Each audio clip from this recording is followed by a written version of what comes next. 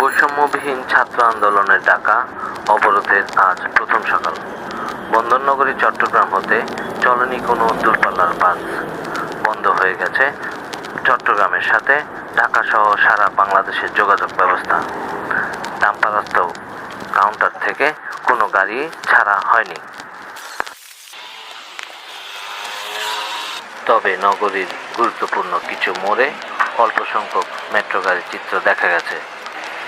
এমন পরিস্থিতি কবে নাগাদ ঠিক হতে পারে তা নিয়ে চলছে অনিশ্চয়তা।